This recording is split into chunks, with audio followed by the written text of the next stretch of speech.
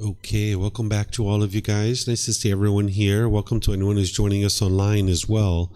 We're going to continue with our course, and I'm going to help you guys to learn Buddhist chanting. I'll first give you an understanding of the history of Buddhist chanting, and then I'm going to talk about the benefits of it. Then we'll actually do it together, and I'll teach you actually how to chant, so that if you guys would like to start chanting as part of your meditation practice, you'll be able to do that.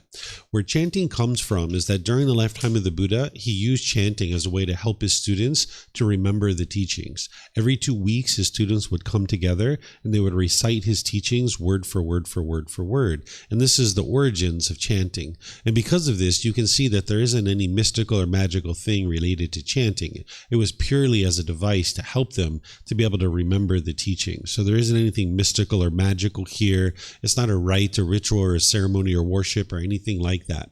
In this tradition of Buddhist teachings, we chant in the Pali language. This is the historical language that the teachings of the Buddha are captured in. And it's no longer a spoken language today, so you can't go anywhere and actually speak Pali with people, but people will still study Pali because that's what the original teachings are captured in. So whenever we do chanting, we will do it in the Pali language within this tradition. This tradition of Buddhist teachings is called Theravada Buddhism. Theravada means teachings of the elders. These teachings are really hosted in places like Sri Lanka, Myanmar, Cambodia, Laos, Thailand, southern Vietnam. This is like the focal point of the Theravada tradition. And it's really been spread all throughout the world, but these are the places that are really practicing it and kind of making that as kind of like a designated practice within their country. So you will see this Theravada tradition all throughout the world, but you'll see it really predominantly in these particular areas. So when you learn chanting in the Theravada tradition in the Pali language, if you learn chanting here, you could go to any temple anywhere in the world and you would be able to chant right along with those people because we all chant with the Pali language. There's other traditions of teachings that have been spawned and kind of been taught throughout the years. If you go to East Asia, like in China, you'll see Mahayana Buddhism. And this is a form of Buddhism that came about 500 to 1,000 years after the death of the Buddha. And they changed a lot of the teachings of the Buddha.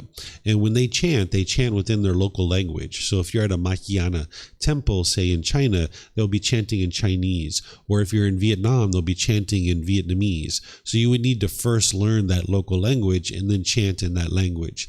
Or if you learned Vajrayana Buddhism, which is a form of Buddhism that comes about 1,000 years after the death of the Buddha, you would need to first learn the local language and then be able to chant in that particular tradition. But with this tradition, we chant in the Pali language, and it's kind of like a unifying language that we all chant very similarly.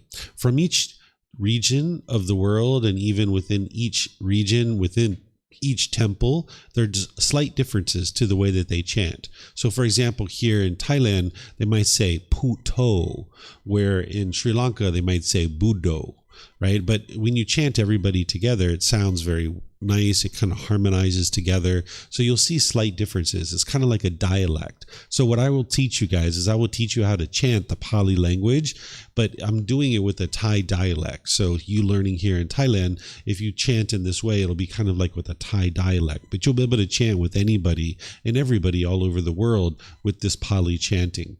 So the reason why people would chant during the lifetime of the Buddha is because they were interested in learning the teachings and remembering the teachings so that way they could then practice the teachings, because you wouldn't be able to practice the teachings if you didn't first memorize them. But today, there's other reasons for why someone might actually decide to actually chant. The benefits of chanting are numerous.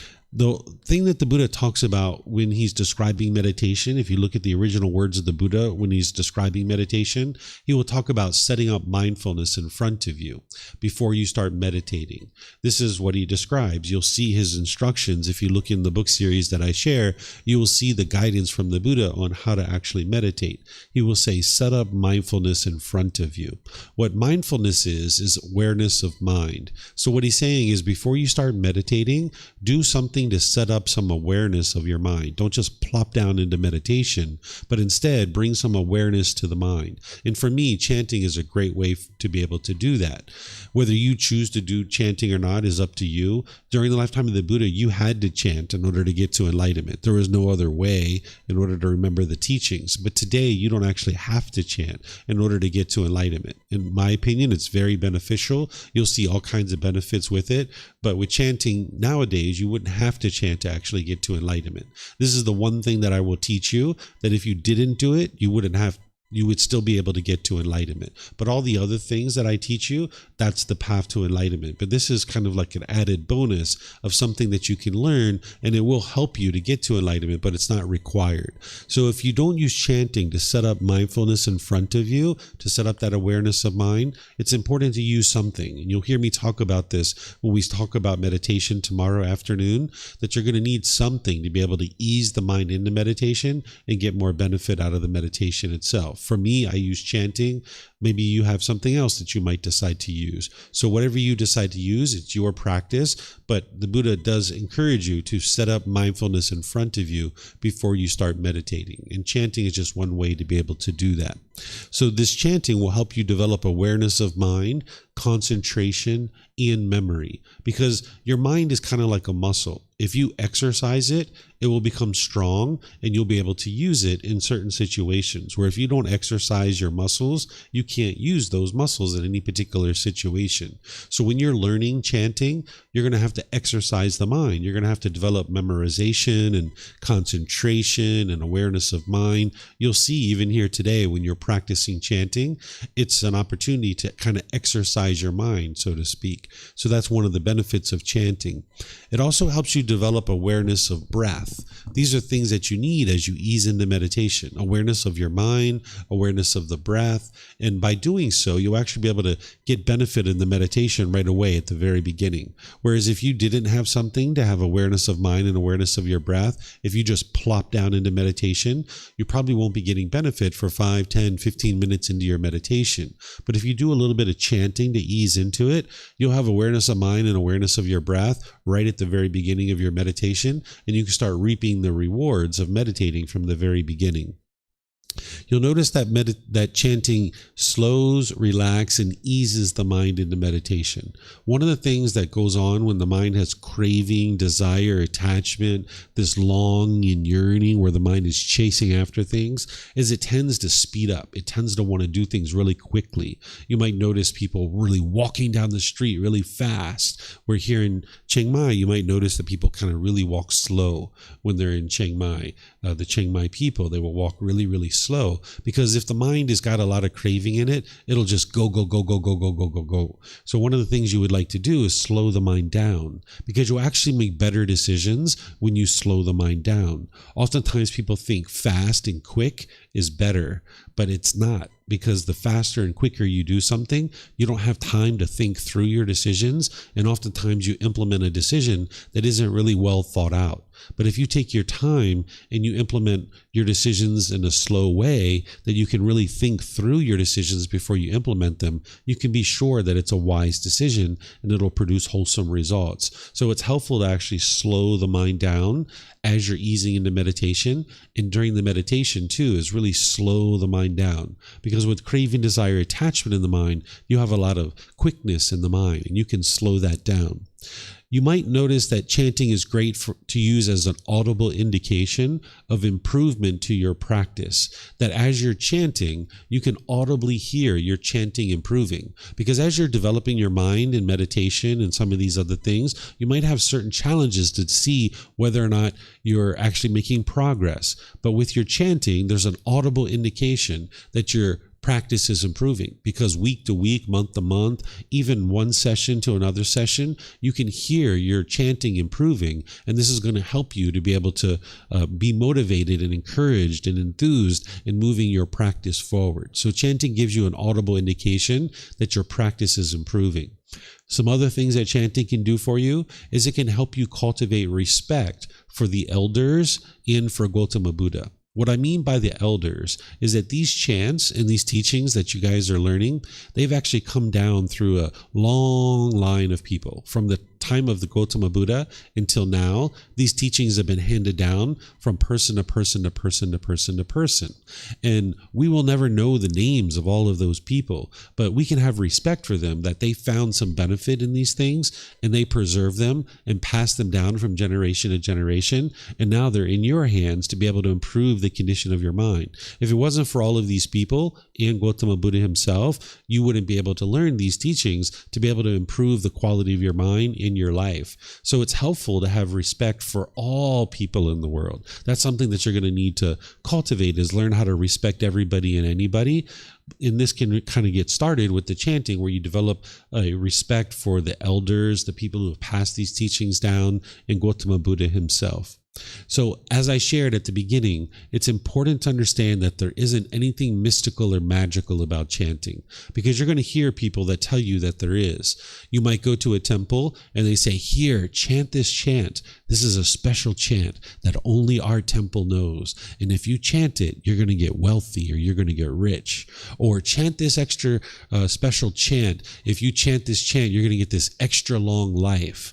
Or chant this special chant. If you chant this, your boyfriend or girlfriend's going to come back to you, right? You might hear these kinds of things from people because they're believing in these kinds of things. It's almost like a genie in a bottle. They think that if you chant this thing, something miraculous is going to happen. Well, I teach you guys not to believe other people, but I also teach you, don't believe me either, right? If somebody comes to you and says, hey, our temple has this special chant that only us know, and you'll get an extra long life if you actually chant this chant. Well, look around the temple. Do you see people who are 150, 200, 300 years old? Because if you do, then maybe they're right? But if you look around the temple and you don't see people that are 150, 200, 300 years old, then you know that this isn't actually true. Or think about it this way. If there was some special chant that could instantly make you wealthy, don't you think that that would have spread like wildfire by now? If the Buddha created something 2,500 years ago that you could chant and you would instantly get wealthy, the entire human population would know that by now. Because think about it, you go to a restaurant and you have a good meal, how many people do you tell about that good restaurant, right? You go out and you tell all your friends and family about this great restaurant. So if there was some special chant that's going to instantly make you wealthy, that would have spread like wildfire over the 2,500 years. But that's not the way things happen in the world. The way things happen in the world is through cause and effect, or action and result. We choose in making certain choices, and that's what leads to any particular result we experience in life. So there isn't anything mystical or magical with chanting that's going to magically help you to accomplish any particular thing in life in terms of like more money or your boyfriend or girlfriend coming back to you or anything like that. Chanting was purely used during the lifetime of the Buddha to remember the teachings. That was it. It was just a device to help you remember the teachings. Nowadays, we can use it for these benefits here. Okay, so this is how you could use chanting if you like. Do you guys have any questions on the benefits of chanting and how it's used?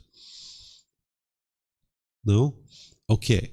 Well, I'm going to teach you guys how to actually chant. I'm going to teach you 3 different chants. If you guys would like to get the laminated sheet over there on the cabinet, that'll help you. I'm going to be displaying them on the screen, but there's a few times where maybe I'm not displaying them, so having them in front of you can be helpful. For anybody who's online, who's learning with us, you can go to our website, buddhadailywisdom.com, and click on free books, and you can scroll down towards the bottom, and you'll see the daily chanting sheet. That's what they're handing out here. Thank you for handing those out, by the way. So these are the daily chanting sheets. And if you would like one of these, you can easily get them from our website, and you guys can have them at home if you like. So this first chant that I'm going to share with you guys, this is a very common chant. If you go to a Buddhist event in the Theravada tradition, they will typically start with this particular chant. This is what's called the triple gem or the triple jewel. And the reason why they start with this is because it pays respect to the Buddha, the teachings, and the community. And these are 3 things that you're going to need in order to be able to get to enlightenment. You're going to need confidence in the Buddha, access to his teachings, and you're going to need to be part of a community. And right now, you might not have confidence in the Buddha, and that's okay. But over time, as you develop your practice and you see that these teachings are working, your confidence in the Buddha will become stronger and stronger. But if you just had one or two of these things, you wouldn't actually be able to get to enlightenment. So if you had confidence in the Buddha, but you didn't have access to his teachings and you weren't part of a community, you wouldn't be able to get to enlightenment. Or if you just had access to his teachings and you didn't have confidence in the Buddha and you weren't part of a community, you wouldn't be able to get to enlightenment. Or if you were just part of a community and you didn't have confidence in the Buddha and you didn't have access to his teachings, you wouldn't be able to get to enlightenment. So you need all three of these, and this is why we will typically start each traditional event with this particular chant, so that everybody's kind of building up this confidence in the Buddha, understanding that you need access to his teachings and you need to be part of a community. So as I teach you guys each of these three chants, I'm going to do it 4 times with you so that you'll be able to learn how to do this. I'm going to do it once by myself, just so you can hear it and maybe look at it yourself and kind of hear how it sounds. Then I'm going to do it a second time where I'm going to show you where I'm breathing so you can understand where the breath is. Then I'm going to do it a third time where you guys can join in, and then I will coach you on where the breath is. Then I'm going to do it a 4th time with you where there's no coaching or anything. You guys can join in and we're just going to walk our way through it. We're all chanting together. Okay, so I'm going to do this with each of the 3 chants. We're going to do it 4 times. So here's the first time through with this one where you can just listen to me and hear how it sounds and look at the paper or look at the visual aid, and you'll be able to hear how it sounds and see it visually. Okay, so here's the first one, how it sounds. Arahang Samma Sambuddho Bhagava Bhutang Bhagavanang Apivateyami Savakato Bhagavata Tammo Dhammang Namasami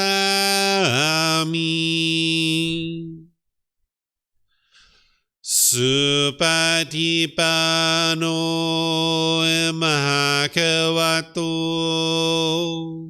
Savaka Sangho Sanghang Namami.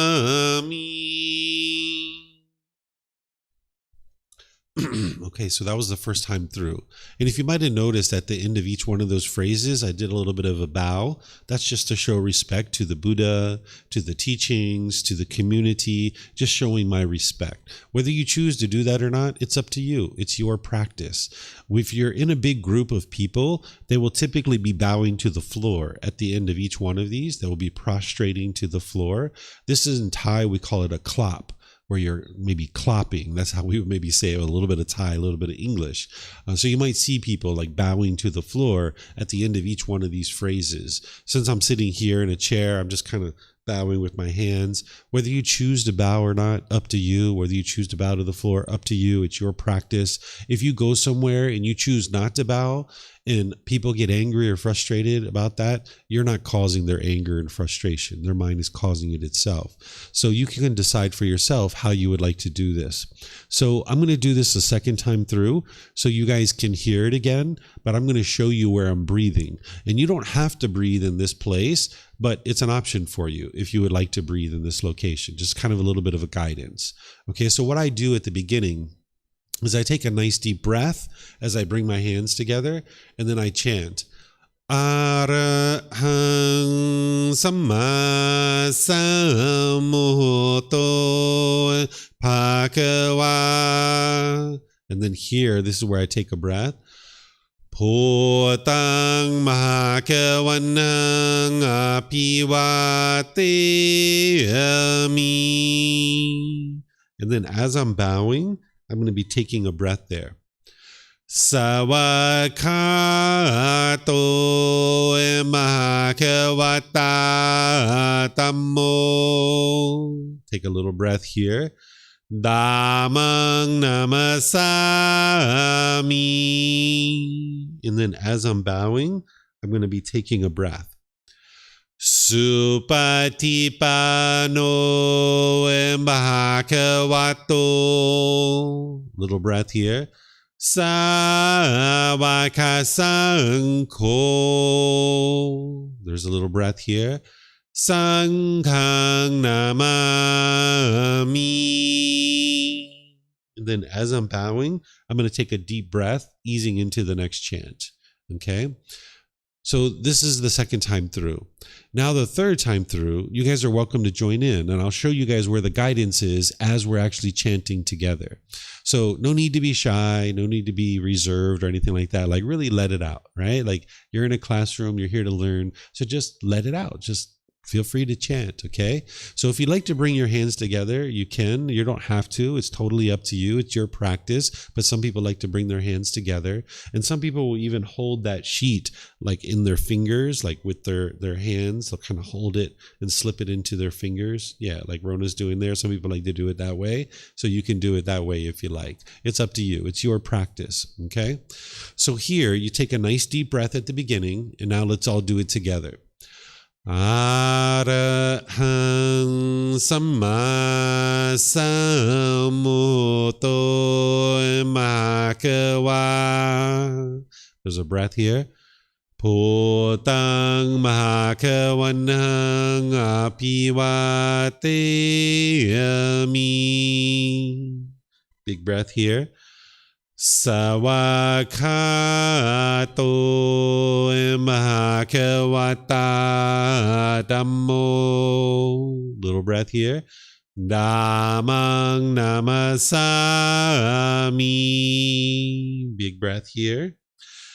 Supatipano bhagavato. Breath here. Sāvaka-saṅkho. Breath. Saṅghang namami. Then there's a big breath there. Okay? So this is the first chant, the third time through. But now we're going to do it a fourth time, where I'm not going to give you any guidance. Okay?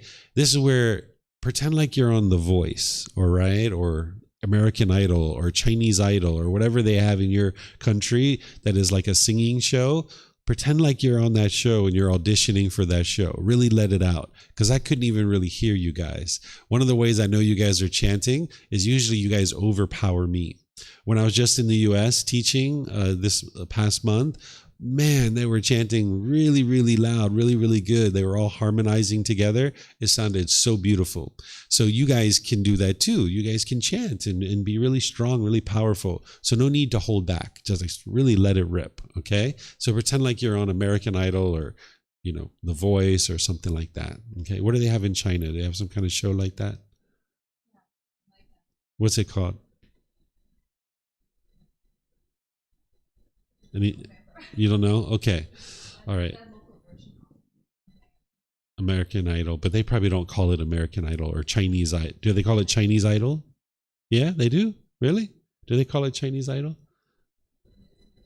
Okay. All right. I get to learn something now. Okay. Good. All right. So pretend like you're on Chinese Idol, or are you from Spain, I think? Do you have Spanish Idol? Okay. Pretend like you're on that show. And what about you? Where are you from? UK? What do they have? They have Britain's Got Talent. Yeah, pretend like you're on Britain's Got Talent. And what about Australia? What do they have? Perfect. Yeah, pretend like you're on those shows, okay? All right. So now I'm not going to guide you, okay? You guys ready? Arahang Samma Sambuddho Bhagava. Bhutang Bhagavanang Apivateyami. Sāvakato bhagavata dhammo. Dhammang Namasami.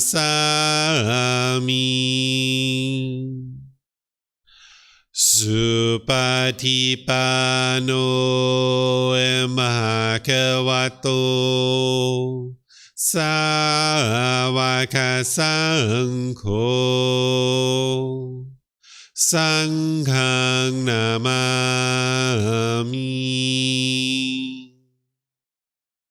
Okay, usually I give you guys a clap here, but it wasn't quite clappable yet. It's not quite loud enough. You got to really get into it, but I'll give you a little clap. I'll give you a little clap. I'll give you a little one, okay? You got to really get into it, really belt it out, okay?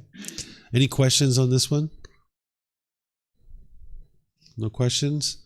Okay, so now let's go to the next one. This one people find a lot easier because it's just the same phrase repeated 3 times. So again, I'll do it 4 times with you guys. Here's how it sounds. Namo Tassa Bhagavato Arahato Samma Sambuddhassa. Namo Tassa Bhagavato Arahato Samma Sambuddhassa. Namo Tassa Bhagavato Arahato Samma Sambuddhassa. Okay, so that's how it sounds. Now here's where the breaths are. At the beginning, I take a nice deep breath. Namo Tassa Bhagavato. There's a breath here. Arahato Samma Sambuddhassa. I take a nice deep breath here. Namo Tassa Bhagavato. Breath. Arahato Samma Sambuddhassa. Big breath here. Namo Tassa Bhagavato. Breath. Arahato Samma Sambuddhassa. So that's the second chant, the Namo Tassa. Okay, that's where the guidance for the breath is. I'm going to take some water and then we'll do it together, okay? Okay, so we'll do it this 3rd time through, and I'll show you where the breaths are. Whether you choose to breathe here or not, it's up to you. It's your practice, but this is just some guidance to be able to help you. Okay, so you might decide to take a deep breath at the beginning. Namo Tassa Bhagavato. Breath. Arahato Samma Sambuddhassa. Breath. Namo Tassa Bhagavato. Breath. Arahato Samma Sambuddhassa. Breath. Namo Tassa Bhagavato. Breath. Arahato Samma Sambuddhassa. Okay, so that's with the guidance. Okay, but now we'll do it a 4th time with no guidance at all. This is American Idol, Britain's Got Talent, Australia's Got Talent, or whatever it is, and your name, I don't know what that one is, but this is where you pretend like you're on those shows, okay? Chinese Talent, or Chinese Idol, okay? Here you go. You ready? All right. Namo Tassa Bhagavato Arahato Samma Sambuddhassa. Namo Tassa Bhagavato Arahato Sama Sambuddhassa. Namo Tassa Bhagavato Arahato Sama Sambuddhassa. Okay, that one deserves a clap. Yeah, that one sounded good. Did you hear it? You hear it? It started sounding good, right? We started harmonizing together. That's right. That's the way to do it. Good job. Okay, any questions on this one? No questions on this one? Okay, so now let's go to this one. I always found this one to be more challenging. Some people say they find it more easy, right? So it really depends. Everybody has a different opinion. Not everyone's going to have the same opinion. So you might find this one to be easier. Again, I'm going to do it 4 times for you. Okay, so here's how it sounds. Iti piso emakawa Arahang Sama Sambuddho Vichacharanang Sammuno Sakato Rokavitu Anutero Purisa Dhamma Sati Satatawa Manusanang Poto Bhagavati. Okay, so that's how this one sounds. You might be hearing the breaths. If you're starting to clue into this, you kind of hear the pauses. That's where the breaths are. But I'll show them to you anyway. So at the beginning, I've taken a nice deep breath, and I start with Iti piso emakawa. There's a breath here. Arahang Sama Sambuddho. There's a breath here. Vichacharanang Sammuno. A breath here. Sakato Rokavitu. Breath here. Anutero Purisa. Breath. Dhamma Sati Satatawa Manusanang. Breath. Poto Bhagavati. Okay, so that's where the breaths are. So now I'll do it with you a 3rd time, and you guys can join in, and I'll guide you in the breath. Okay, so take a nice deep breath here. Iti piso emakawa. Breath. Arahang Sama Sambuddho. Breath. Vichacharanang Sammuno. Breath. Sakato Rokavitu. Breath. Anutero Purisa. Breath. Dhamma Sati Satatawa Manusanang. Breath. Poto Bhagavati. Okay, so that's where the breaths are. So now we can do it as a group. American Idol again, Chinese Idol. Okay, this is where we really let it rip. Okay, you guys ready? Here we go. Iti piso emakawa. Arahang Sama Sambuddho. Vichacharanang Sammuno. Sakatoro kawitu Anutero purisa Dhamma sati satatawa manusanam Poto Bhagavati. Okay, that one sounded pretty good. Yeah, okay. Good job. All right. So any questions on this one?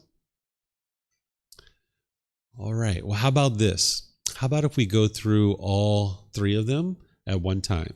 No guidance. Put them all together. You guys up for that?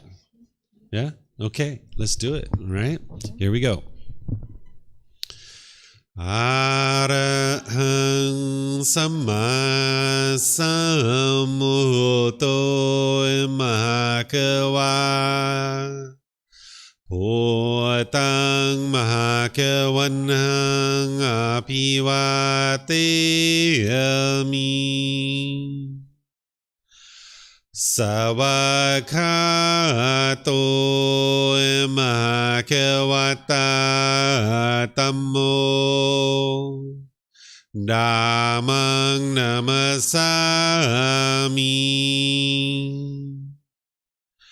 Supatipano Mahakavato Savaka Sangho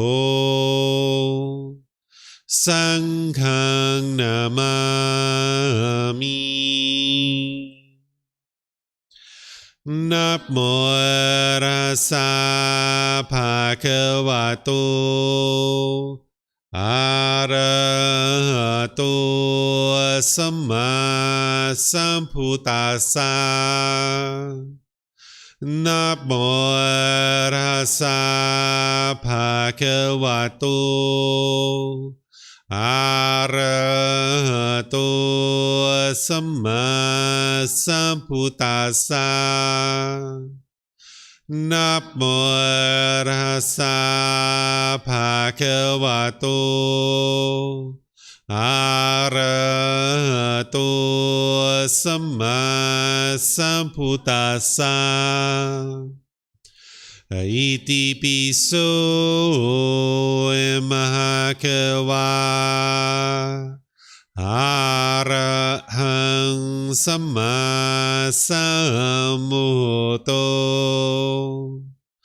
Vicacaranang sammuno Sakatoro kawitu Anutero purisa Dhamma sati satatawa manusanam Poto Bhagavati. Okay, that's sounding pretty good. Congratulations. Yay. Everyone's starting to chant. So now each morning and in the afternoon when we do our chanting, you guys can join in and you can practice all throughout the week. And by the end of the week, you'll probably have this pretty well, pretty good. So when you come in the mornings, feel free to just grab a chanting sheet and we're going to start chanting as part of our meditation in the morning. And then we'll go right into meditation. Okay. So any questions on any of these chants? Anything you'd like to ask? Okay, well, here's what I propose. I propose that we do the chants all the way through. We go into meditation, do some meditation, and then come out with the chants. And then you guys can put it all together in one piece. Sound like a plan? Anyone need a bathroom break before we meditate? No? Okay. All right. All right, so if you guys would like to, take whatever position you like seated position, and we're going to chant on the way in, and then I'll give you some guidance on the meditation. There'll be that period of time where it's just quiet, and then we'll come out with the meditation, or with the chanting as well, okay? Here we go. Arahang Samma Sambuddho Mahakawa Bhutang Mahakavanang Apivateyami Savakato Mahakavata Tammo Dhammang Namasami Supatipano Mahakavato Savaka Sangho Sanghang Namami Namo Rasa Bhagavato Arahato Samma Sambuddhassa Namo Rasa Bhagavato Arahato Samma Sambuddhassa Namo Rasa Bhagavato Arahato Samma Sambuddhassa Iti piso Mahakawa Arahang Samma Sambuddho Vicacaranang Sammuno Sakato Rokavitu Anutero Purisa Dhamma Sati Satatawa Manusarang Bhutto Bhagavati.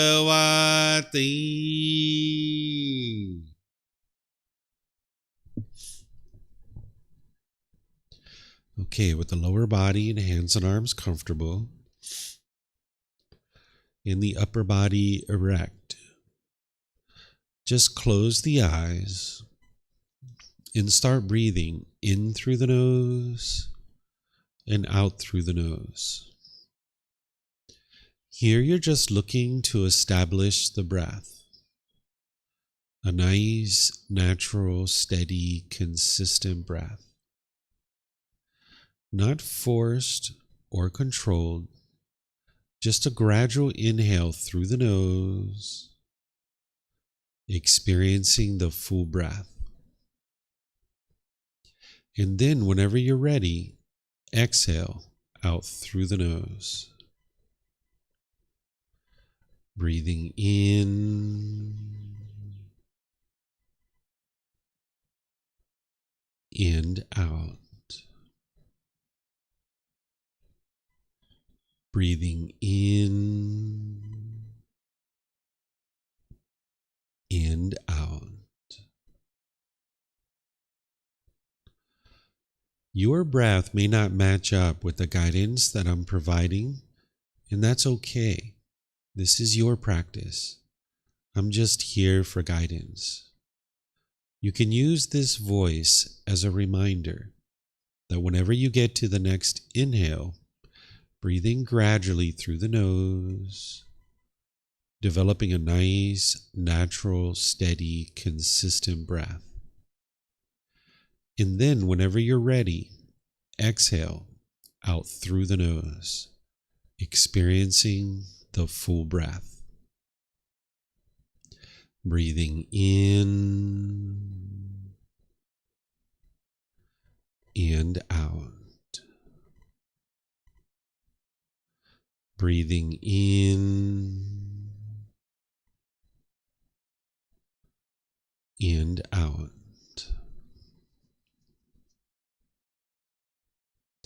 With the breath well established, start fixating the mind on the breath, either the sound of the breath coming into the nose or the sensation of air moving over the skin into the nose. The breath is the present moment. Fixate the mind on the breath, the present moment. Breathing in and out. Breathing in and out.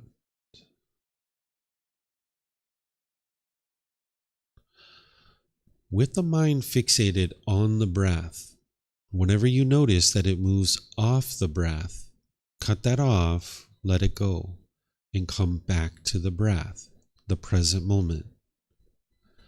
No need to observe the thought, label it, judge it, analyze it, or even try to figure out where it's coming from. Whenever you notice that the mind is moved off the breath, cut that off, let it go, and come back to the breath, the present moment. Breathing in and out. Breathing in and out. I'm going to be quiet now and let you do this work of focusing on the breath, cutting off and letting go anytime the mind moves off the breath. You have nowhere to go. There's nothing to do. No one needs you right now. This is your time to focus on the breath. Breathing in and out.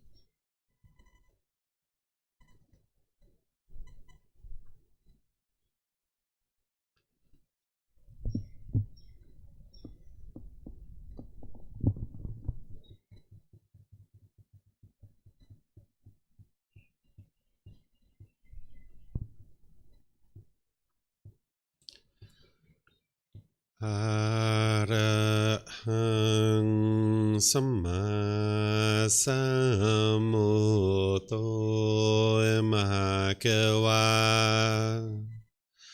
พุทธังมหากวันนังอภิวาเทมิสวากขาโตภะคะวะตาธัมโมธัมมังนัมสสามิสุปฏิปันโนภะคะวะโตสาวกสังโฆสังฆังนามามินะโมตัสสะภะคะวะโตอะระหะโตสัมมาสัมพุทธัสสะนะโมตัสสะภะคะวะโตอะระหะโตสัมมาสัมพุทธัสสะนะโมตัสสะภะคะวะโตอะระหะโตสัมมาสัมพุทธัสสะอิติปิโสมหะคะวะอะระหังสัมมาสัมพุทโธวิชาจารนังสัมมุโนสกขาโตโรกาวิตุอนุเตโรปุริสาดัมมาสติสัตตาตาวามนุสนังพุทโธภะคะวะติ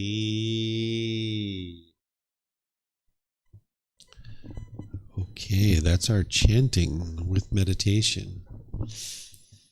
So we're going to do this each morning and each afternoon. We're going to be doing meditation together. And if you guys decide you would like to really integrate this into your life and something that you would like to start doing regularly, you could even do a session at nighttime too.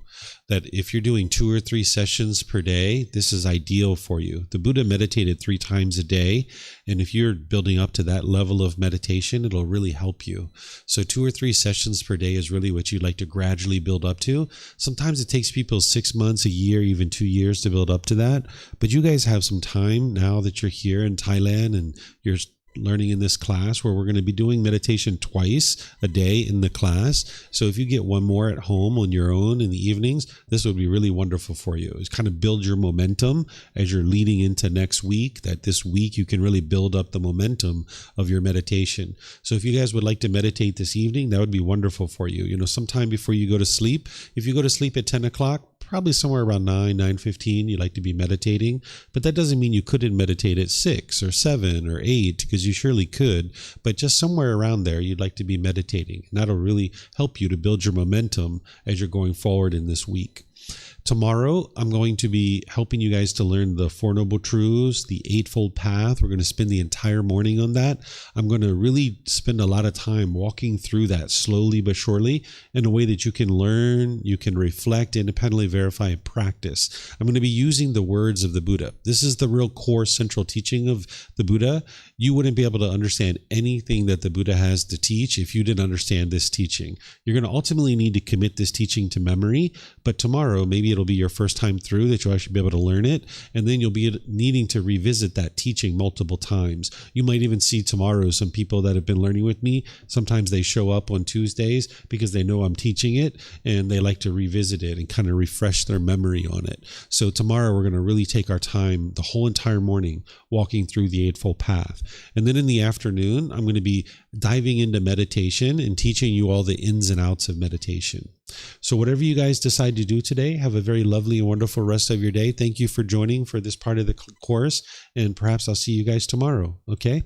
Sawadee Kap, Sawadee Kap, Sawadee Kap.